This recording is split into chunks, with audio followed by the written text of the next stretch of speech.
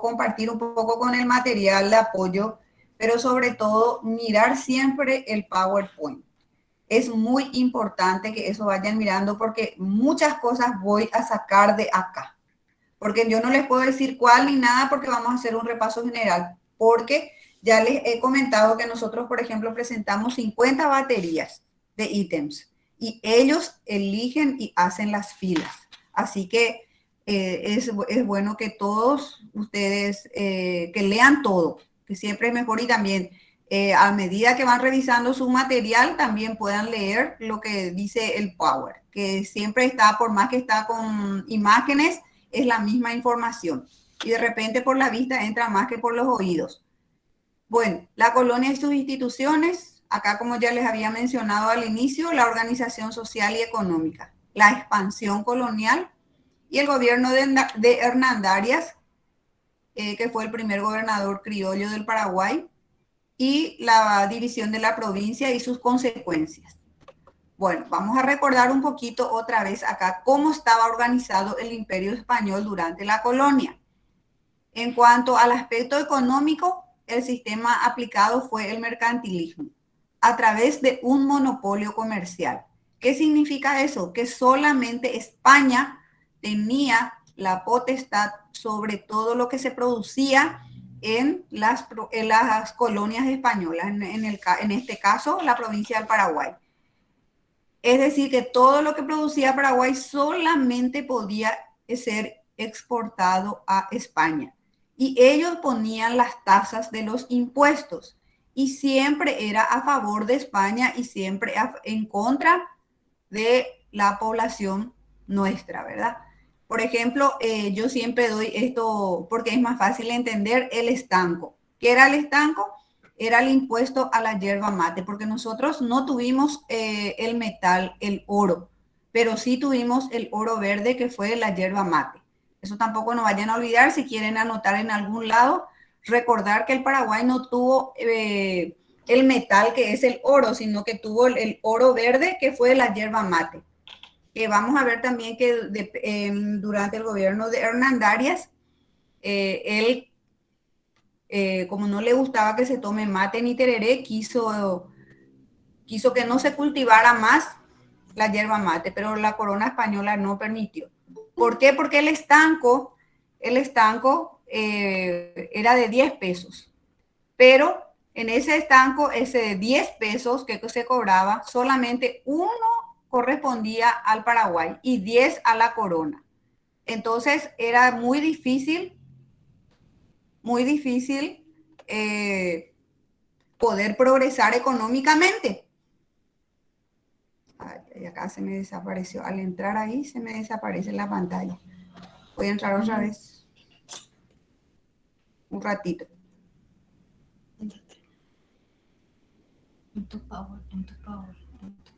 Acá. Bueno, entonces es muy difícil que la provincia creciera económicamente. Siempre era más bien retraso, retraso y retraso. Las características nacionales, pero se refiere a España, ¿verdad? El siglo XV fue el oro, es lo que se exportaba. No así de Paraguay, pero sí el oro verde. En el siglo XVII el cebo y en el siglo XVIII el trigo, que es lo que era lo que se producía acá los grandes terratenientes, pero por supuesto con mano esclava indígena y mano esclava negra, que más tarde ocurre esto. En cuanto al aspecto social, el tipo de sociedad era estamental, según la raza y las riquezas. Por eso, las clases sociales que aparecieron o que se establecieron en esa época fueron: en la cúspide de la pirámide estaban los españoles, que eran las autoridades y que estaban a cargo de todas las funciones del Estado y de la nación en este caso, y sobre todo de todas las instituciones que estaban establecidas en España y en América. En segundo lugar estaban los criollos. Los criollos eran hijos de españoles nacidos en América. Por eso Hernán Darias, que ya nació en Asunción, fue el primer gobernador criollo que tuvo el Paraguay. Los mestizos, esta raza que que da el surgimiento a la nación paraguaya es la mezcla del español con el guaraní, ¿verdad? Con la raza guaraní o con las doncellas indígenas guaraníes que hacen de que surja la nación paraguaya. Entonces, así es que está entonces el mestizaje en tercer lugar. En tercer lugar estaba el mestizo o mancebo de la tierra. Acá le quiero admitir a compañeros que están pidiendo entrar y ahí ya me desaparece mi power. Bueno, luego de los mestizos estaban los indígenas, que también eran grupos humanos que no se mezclaron con los blancos. Y luego los esclavos negros que eran traídos y cazados de las costas del África, que eran en algunas ocasiones familias enteras, en otras ocasiones eran solamente jóvenes, tanto varones como mujeres, que eran cazados de las costas del África y que eran traídos en las grandes galeras y eran obligados incluso a remar las grandes galeras a latigazos y muchos de ellos morían y sus cuerpos eran lanzados al mar. Y cuando llegaban acá a América y a la provincia eran vendidos como mercancía en las subastas públicas. Y luego también aparecen otras razas. Por ejemplo, cuando la raza negra que se mezcló con la blanca eran los mulatos. Y luego la raza negra mezclado con los indígenas eran la raza, o sea, el sambo, el grupo social llamado sambo. Entonces, este es el estamento social que se estableció durante la época colonial. Y en cuanto al aspecto cultural, el principal rasgo fue la influencia de la Iglesia Católica y las tradiciones hispanas. Todo eso se establecía acá. ¿Y a través de qué? A través de qué esta influencia, qué aportó para la provincia y para América. El idioma español, sobre todo, que se estableció como regla y como idioma, las costumbres españolas y la religión católica. Vieron que a través de el establecimiento de la religión católica se cometieron muchos abusos también, porque antes la iglesia mal entendía esa conversión. Y aparece, por ejemplo, una de las reglas, vamos a decir, o una de las leyes que se llamaba la Inquisición. ¿En qué consistía? Que los indígenas eran obligados a convertirse a la fe católica. Y si ellos no aceptaban, entonces sufrían castigos severos y hasta la muerte. Y eso fue lo que después, con el tiempo, dio lugar también a que la iglesia misma se separara, ¿verdad? Que se dividiera la iglesia en la iglesia protestante y la iglesia católica. Y eso es lo que en la historia habla de la reforma y la contrarreforma católica. Muy bien, entonces esto también van a tener muy en cuenta ustedes al estudiar la organización del imperio durante la colonia. ¿En qué aspectos? En el aspecto económico, en el aspecto social y en el aspecto cultural. En cuanto a las instituciones coloniales, creo que en otra ocasión ya estuvimos hablando sobre esto, pero siempre recordar que el rey era la máxima autoridad, ¿sí? Y que estaba establecido o asentado en España. Era el dominador político, económico, social y cultural. Por eso habla de un monopolio comercial. Mientras que en América estaba gobernado por los virreyes, que eran los representantes del rey en las colonias americanas. Y que también ellos, por supuesto, tenían a su cargo el monopolio comercial porque ellos tenían que enviar todo lo que la colonia producía a España para que se beneficie la corona española.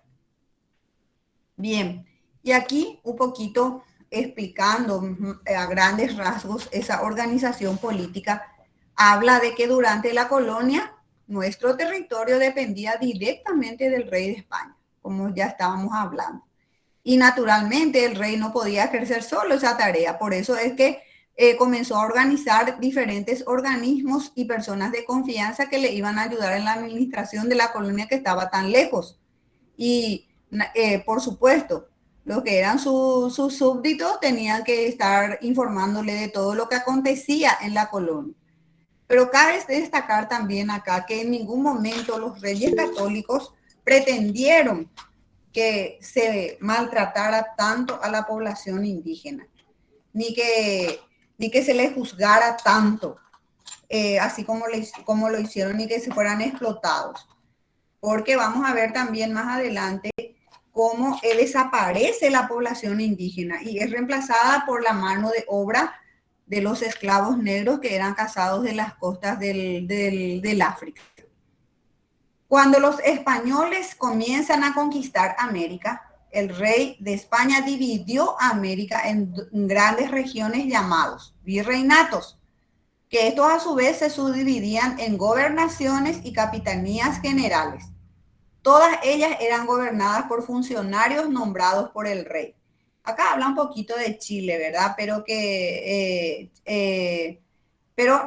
nosotros tenemos que irnos sobre todo a nuestro país, que también en una primera instancia perteneció al virreinato del Perú. Primeramente perteneció al virreinato del Perú porque fue el primer virreinato que se creó en tierras americanas. Y entonces, después recién, cuando se crea el virreinato del Río de la Plata, Paraguay pasó a pertenecer al virreinato del Río de la Plata. Bueno, y acá un ratito, o sea, en esta lámina podemos ver cómo era la sociedad colonial en la época y vieron ustedes cómo estaban vestidas las personas. Por ejemplo, los varones siempre usaban la peluca, que era el modelo de cabello o de cómo utilizaba Luis XVI, que fue el último rey de Francia, por ejemplo, pero por eso es esto del estilo Luis XVI. También las damas, cómo estaban vestidas, y acá, por supuesto, ya los sirvientes, ¿verdad? Los sirvientes, que eran las personas que estaban a cargo de la servidumbre de los grandes terratenientes y de las autoridades establecidas en América. Y acá también vemos que la clase servil, cómo atiende a su señor, cómo elaboran sus vestimentas. Este evidentemente es un sastre, que era el que se encargaba de la vestimenta de las autoridades. Bueno, más adelante nosotros tenemos la sociedad colonial, cómo estaba conformada. Aunque ya estuvimos hablando sobre eso, tenemos acá que el español tenía todo a su cargo. Eran virreyes, eran gobernadores, eran presidentes, curia religiosa, funcionarios, comerciantes de la corona, que ellos se dedicaban solamente a gobernar, no tenían otra actividad. Luego aparecen los criollos, que estos criollos sí, que ya eran hijos de españoles nacidos en América, que se dedicaban a ser encomenderos y hacendados. ¿Y a qué se dedicaban? A instruir supuestamente en la religión, en la educación, a los indígenas y a los mestizos, pero que realmente esto no ocurrió porque estos hacían abuso de poder. En cuanto a la población indígena, ellos estaban encomendados todos por los españoles, o sea, estaban a cargo de los españoles y ellos se dedicaban a servir, a cultivar, a explotar las minas y también a servir en las grandes mansiones de los hacendados criollos y españoles. Luego vienen los esclavos negros, que se dedicaban también a la servidumbre y al trabajo del campo, y ellos fueron demasiado maltratados, así como los indígenas, y fueron vendidos como mercancía, ni siquiera eran tratados como seres humanos pobres. Ellos fueron los que más sufrieron las consecuencias de la esclavitud y del abuso de las autoridades españolas en la época colonial. Y acá les da los productos de la Unión del Español, que es el mestizo, el mulato, que es el español que haya cruzado con la raza negra, y el sambo, que ya es el indio con la raza negra. Bueno, entonces esto es en cuanto a la sociedad colonial. Y acá un poquito habla otra vez de una sociedad estamental fuertemente estratificada según patrones raciales, que es lo que dijimos. Primero estaban los españoles en la cúspide, seguían los criollos, tenían muy en cuenta la raza y naturalmente los indígenas, los mestizos, los indígenas y los negros y las razas de mulatos ambos eran los que estaban más o menos en la base de la pirámide y que eran los que se encargaban de servir, de cultivar, de trabajar, de hacer los trabajos forzosos y que pertenecieron también a las instituciones como la mita, la encomienda y el yanaconazgo. Los pequeños grupos conformados principalmente por españoles y descendientes de ellos imponían su voluntad sobre el resto de la población. Casi no se le daba oportunidad, por ejemplo, al mestizo. El mestizo ya era la mezcla del español y la doncella indígena, pero evidentemente no había todavía no se le daba el lugar que le correspondía. El comercio era estrictamente dominado desde España, es decir, que España tenía el monopolio comercial de todas las actividades que se realizaban en la provincia del Paraguay. Muy bien. ¿Hasta ahora está todo claro o no tienen nada que preguntar?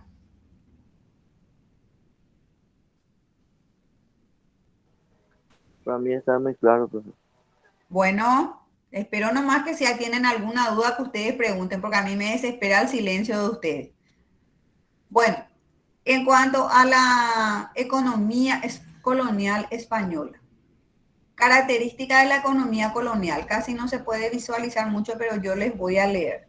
La invasión española no solo causó el exterminio indígena, es decir, que en esa parte, por ejemplo, cuando llegan los españoles a las tierras de América y también a la nuestra, venían, porque la mayoría de los que venían en los grandes buques eran personas no muy de muy buena conducta, porque la mayoría eran asesinos, criminales, ladrones que te sacaban de las cárceles y a quienes obligaban a conformar la expedición. ¿Para qué? Para que les ayudara ¿cómo se llama? A vaquear o a manejar el buque en que los que venían. Entonces, pero cuando llegan acá, también, por ejemplo, ellos trajeron la enfermedad del sarampión, la fiebre amarilla, la peste bubónica, también la sífilis, porque venían de las cárceles, venían. Entonces ellos obligaban a los indígenas, por ejemplo, a cubrirse con la manta del sarampión, del virus del sarampión. Y por supuesto, como los indígenas eran sanos, no conocían este tipo de enfermedad, se contagiaban masivamente y morían porque no tenían también cómo evitar o cómo salvarse de esta enfermedad, porque igualmente pues eran obligados a trabajar, ni siquiera podían hacer reposo. Y cuando exterminan con la población indígena, entonces ahí es cuando se abocan a cazar a los negros de las costas del África y que eran traídos como esclavos y eran vendidos en subastas públicas. Por ejemplo, decía este negro de tantos años, de lindos dientes, fornido, de buen físico, bien alimentado. Entonces ahí al mejor postor era vendido y muchas veces separado de su familia. Tal es así que uno de un negro que quedó en la historia se llamó Kunta Kinte. Él fue el primero que intentó escaparse del poder de los hacendados. Pero lastimosamente, todos estos hacendados españoles tenían luego sus cuidadores, sus capataces, que tenían todo tipo de manera de volver a cazar al negro que se quería escapar. Y este negro fue cazado otra vez por los perros y él recibió un castigo ejemplar supuestamente para los demás negros que intentaran escaparse. Y a él le cortaron los pies, los dos pies. Y él mucho tiempo estuvo entre la vida y la muerte y la gente de su misma raza se encargó de salvarle la vida. Pero él fue el primero que intentó salir y escaparse del poder de los negros. Ellos sufrieron muchísimo más que los indígenas todavía.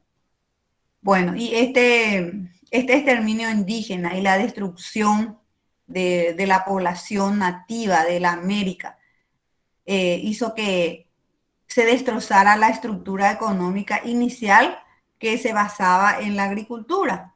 En eso pues se dedicaban toda la mayoría de los indígenas, incluso fíjense ustedes, los incas, la primera civilización más desarrollada en el Alto Perú, y cómo ellos en esa época donde no había nada, tuvieron un regadío, inventaron un regadío artificial en la ladera de la montaña, en la ladera de la cordillera de los Andes. Y era una civilización muy desarrollada, muy capaz, muy bien organizada políticamente, socialmente, económicamente, que esa fue la codicia de la mayoría de las expediciones españolas.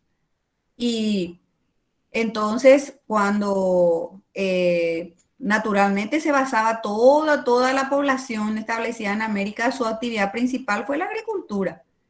Pero cuando aparecen los españoles, estos implantaron una economía que tenía como base la propiedad privada y la explotación del indígena. ¿Para qué? Para que ellos se beneficiaran. Y sin embargo, la corona decía que tenía que encargarse del grupo de indígenas, tenía que darle educación, tenían que darle alimentación, convertirlos a la fe católica, acompañarlos para que ellos también se vayan desarrollando, pero eso no existió hasta la venida de las distintas misiones religiosas que vinieron a América, como los mercedarios, dominicos, jesuitas, franciscanos, especialmente los franciscanos y jesuitas que tuvieron una destacada labor en nuestro país, que vamos a ver en la siguiente clase. Naturalmente, esta explotación y este exterminio por parte de los españoles se caracterizó por ser primeramente intervencionista, porque los españoles montaron todo un sistema que supervisaba las actividades económicas para garantizar su monopolio. Nadie podía hacer nada para progresar.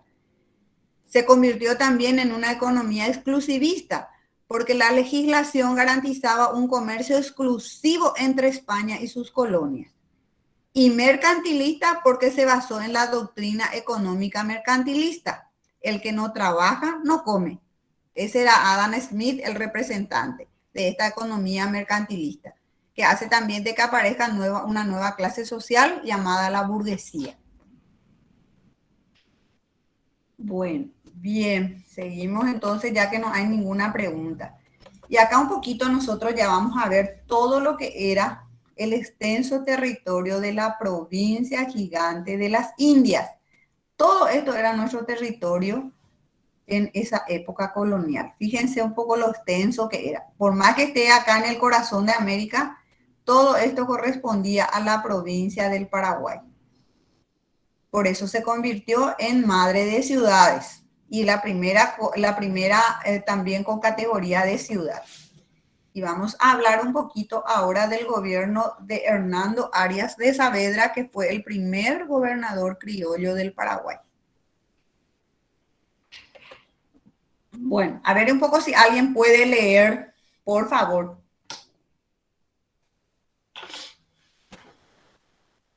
¿Alguien se anima a leer un poco por lo menos?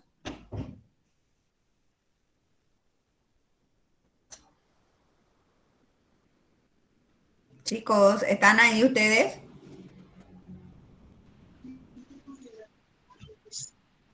Sí, profe, estamos Bueno, acá te atentos. escucho, te escucho.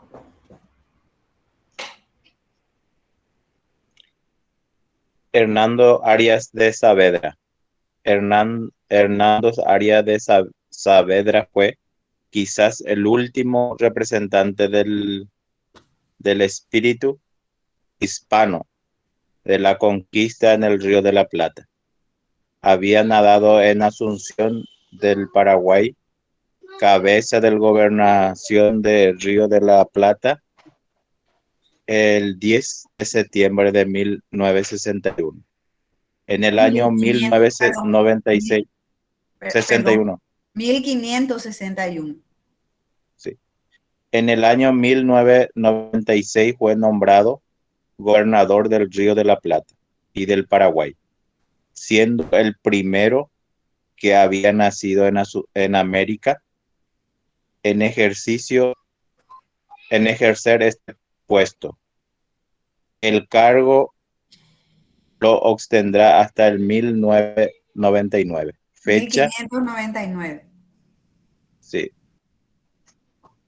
fecha que lo sucedería Diego Rodríguez Valdés y de la De la banda. banda. Sí. Durante su mandato tomó numerosas medidas para estimular el incremento, El para crecimiento. estimular el crecimiento del entonces.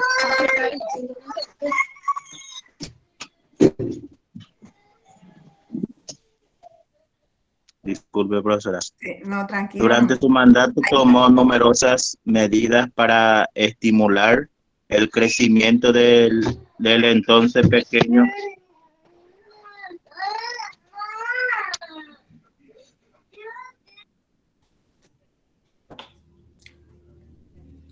De la entonces pequeña villa portuaria de Buenos Aires, incluyendo la creación de las primeras escuelas de primeras letras, la instalación de hornos de cocción de ladrillos y tejas para sustituir la construcción de adobe y la reconstrucción del fortín que protegía la ciudad de los piratas. Esto se refería entonces a las obras ya realizadas por el primer gobernador criollo del Paraguay, que fue Hernando Arias de Saavedra. Y acá les dice bien que él ya nació en Asunción el 10 de septiembre de 1561. Y en el año 1596 fue nombrado gobernador del Río de la Plata y del Paraguay, porque acuérdense que Paraguay estaba como provincia gigante de las Indias y del Río de la Plata, siendo el primero que en América en ejercer el puesto. Y durante su mandato, entonces, es cuando él logró el crecimiento de la pequeña villa portuaria de Buenos Aires, porque como era del Río de la Plata, entonces también él se encargó de que el puerto de Buenos Aires pudiera crecer económicamente y socialmente, porque acuérdense que la ciudad de Buenos Aires fue fundada el 2 de febrero de 1536 por el entonces primer adelantado del Río de la Plata, Pedro de Mendoza, pero que después tuvo que despoblar y enviar la población a la Asunción porque era imposible la vida ahí con los indígenas, que eran muy hostiles, que incluso su hermano fue muerto por los indígenas del lugar. ¿Qué hizo también este señor? Creó las primeras escuelas. Él fue el primer gobernador que se preocupó por la educación en la provincia gigante de las Indias, el Paraguay. Es así que creó las primeras escuelas y también creó la instalación de hornos de cocción de ladrillo y tejas para sustituir la construcción de adobe, porque ustedes saben que el fuerte de Nuestra Señora de la Asunción era construido así como los indígenas construían sus aldeas, ¿verdad? El adobe y las maderas, los palos de los árboles. Y el adobe era el famoso estiércol de los animales más entreverado con las hojas secas y la tierra para hacer la pared de las construcciones. Entonces él, ya como esto era muy frágil y los piratas terrestres, que eran los bandeirantes del Brasil que constantemente azotaban la ciudad de Asunción y las zonas aledañas, no estaban en condiciones de soportar cuando estos venían para cazar a grupos enteros de indígenas y llevarlos al Brasil para convertirlos en esclavos. Bueno, en 1603 Hernandarias modificó también la legislación sobre el trabajo de los indígenas, que era abusivo, ¿verdad? Él fue el que promovió que ya no se practicara o no se tuviera en cuenta las mitas y las encomiendas, porque ahí pues se aprovechaban los grandes terratenientes españoles o europeos, se aprovechaban y abusaban de la mano de obra indígena. Y entonces él esto promovió, que se aboliera o que se suprimieran las encomiendas, por las cuales los españoles gozaban del fruto del trabajo de los nativos a cambio de su evangelización, que esto tampoco ni hacían, sino que les explotaban a los pobres indígenas o a los pobres indígenas. También obtuvo la aprobación de esta reforma por parte del rey Felipe III de España, y en 1608 se dispuso la creación de las reducciones jesuíticas y franciscanas en la región del Guairá, que actualmente es el estado de Paraná, Brasil, que nos correspondía también antes de la división de la provincia. Por eso es que nosotros tenemos, sobre todo en la zona de Itapúa, en la zona de Misiones y en ciertos lugares de nuestro país, muchas ruinas jesuíticas. Por ejemplo, acá en la zona de Itapúa, ¿qué ruinas tenemos? ¿Qué conocen ustedes? A ver un poco.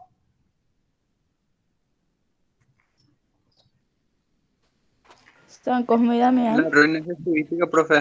Sí, vamos a escuchar, sí, San Cosme y Damián, pero San Cosme, ¿en qué departamento ya está establecido? A ver. Acá en Jesús hay uno, profe. Sí, La ruina jesuítica. Las ruinas jesuíticas de Jesús del Tabarangüe. ¿Qué más también tenemos ahí? Antes de entrar a Jesús. Sobre la ruta está. De Trinidad, profe. Las de Trinidad, muy bien. Ahí también la otra vez estuvimos paseando ahí con los chicos cuando yo les dije que no podía tener clase porque me fui de viaje con los chicos. Nosotros fuimos les acompañé a ellos, a los chicos de 4º grado del colegio donde estoy trabajando ahora, a conocer un poco las ruinas de Trinidad. Y también entramos en las ruinas de Jesús. Y entonces por eso es que a través de este señor Hernando Arias de Saavedra, que fue el primer gobernador criollo, es que él realmente se preocupó por la conversión de los indígenas, y es que solicita la venida y la creación de las reducciones jesuíticas y franciscanas. Muy bien, estas misiones jesuíticas también liberaron las encomiendas. Entonces los indígenas pasaron a ser dirigidos por los sacerdotes jesuitas. Y tenemos ahí a varios, ¿verdad? Que vamos a ir viendo también en la siguiente clase. Aparece también en 1612 Francisco de Alfaro, que declaró las encomiendas a los indios convertidos por los jesuitas y dictó sus famosas ordenanzas. ¿Y en qué consistió esas ordenanzas? Primeramente, en la supresión del trabajo servil de los pueblos originarios. Ya no iban a ser más los sirvientes ni explotados en las minas, ni en las haciendas de los españoles. También se estableció la prohibición del traslado de los aborígenes a más de 1 legua de distancia de su residencia habitual. Y quienes hubieran sido trasladados de una encomienda a otra serían devueltos a su lugar de origen. Hasta eso pues hacían. Ellos tenían que irse, pobrecito, más de 1 legua para estar en su lugar de trabajo, si no eran castigados a latigazos y otro tipo de castigos. También se anuló la compraventa de indígenas. Aparece también la libertad aborigen para elegir a un patrón, pero sin comprometerse a servirle más de 1 año. Es decir, los indígenas podían elegir con quién querían trabajar, pero solamente durante 1 año. Se estableció también el pago de una tasa anual de 5 pesos o 40 reales que podían ser abonados con productos de la tierra o con 1 mes de trabajo, y se encargaría del cobro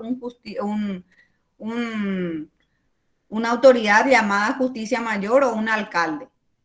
Luego, la formación de los pueblos indígenas regidos por un alcalde de la misma etnia, y la reglamentación de la mita, estableciéndose que la remuneración no podía pagarse en especie, sino en metálico. Es decir, que tenía que pagarle en moneda como correspondía.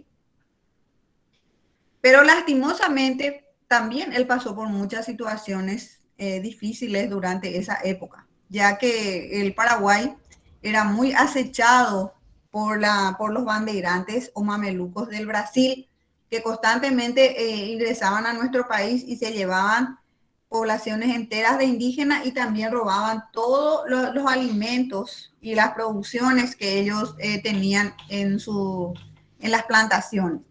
Es así que en 1617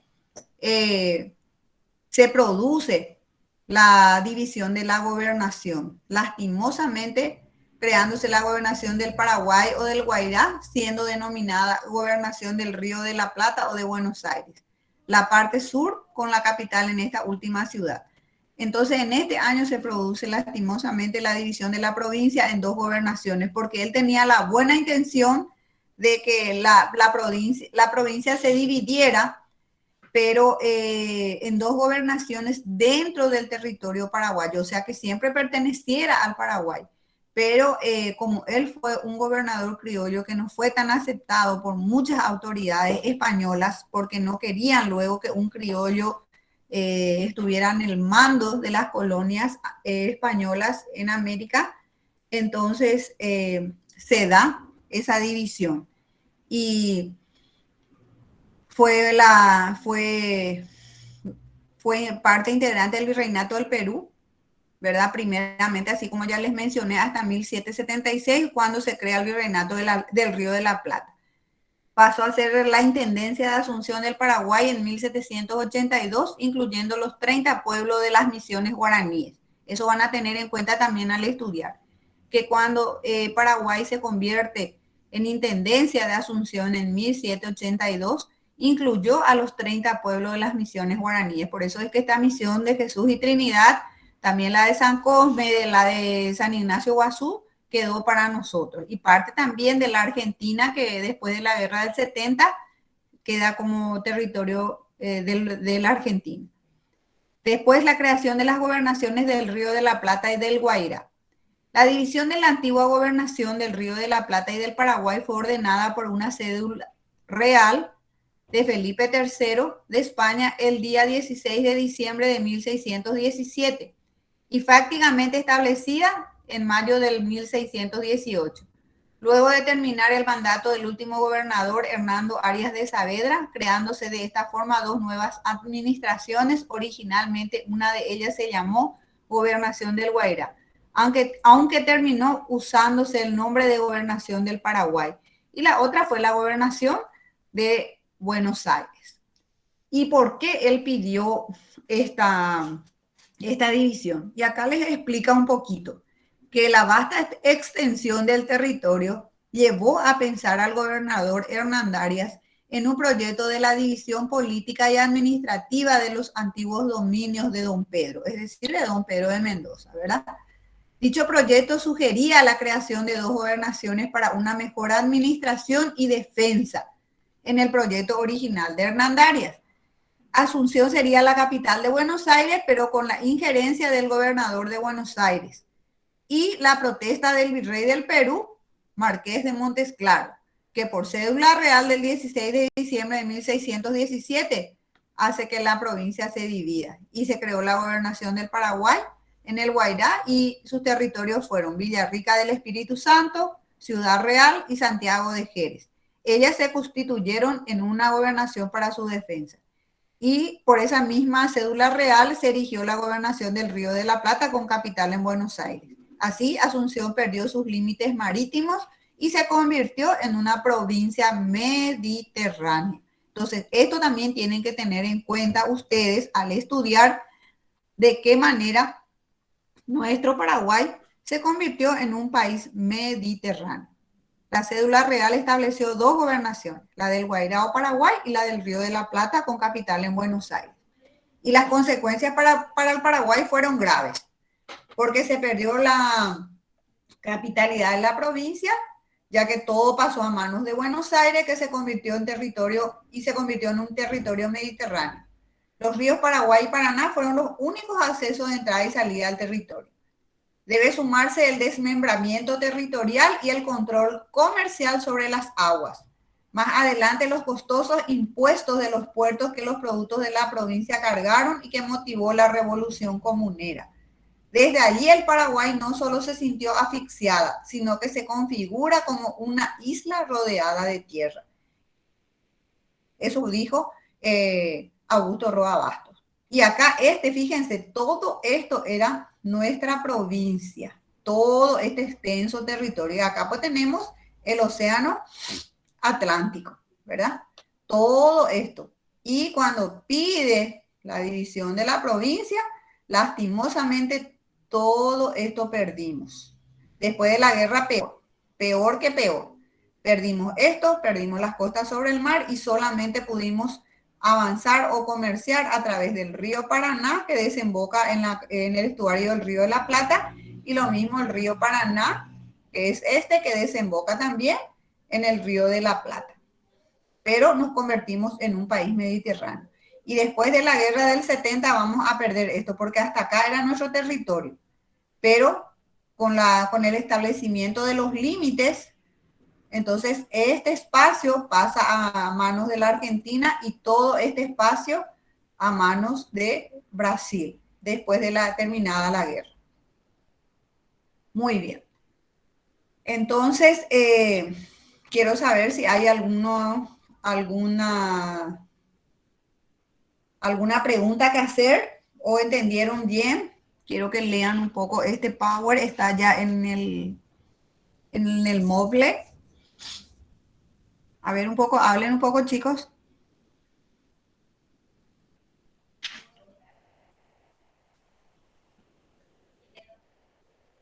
Mapas luego no va a aparecer. Ustedes tienen que saber eso. Acá está el Brasil, acá está la Argentina, que era nuestro, pero después pasó todo, luego la división perdimos todo. Bueno, parece que entendimos todo, por eso estamos calladitos. Espero que así sea, que no sea de que solamente se guarden ustedes y no están compartiendo. No se olviden de poner presente, porque eso saben que a ustedes les beneficia.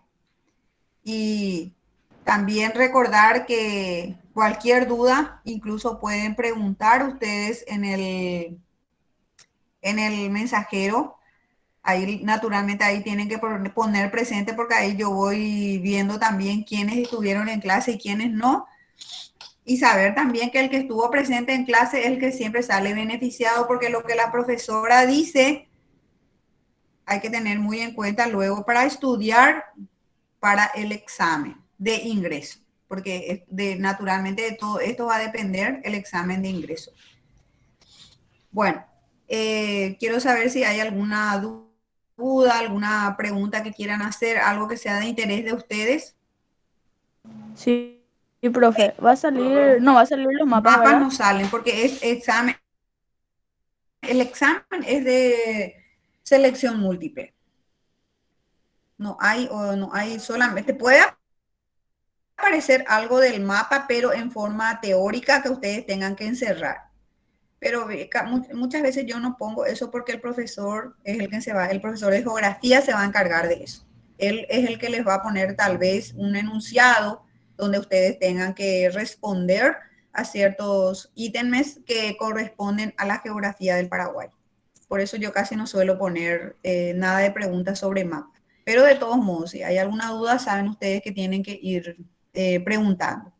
Ya antes, no después.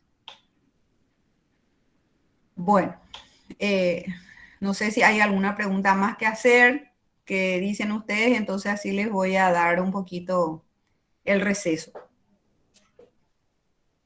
¿Qué tienen después esta noche? ¿Qué materia tienen? Nada más. ¿Nada más hoy? No. Bueno, está entonces. Que tengan un buen descanso y espero que hayan comprendido la clase. Muy buena explicación. Buenas noches. Y Buenas noches. buenas noches. Muchas Buenas noches. gracias.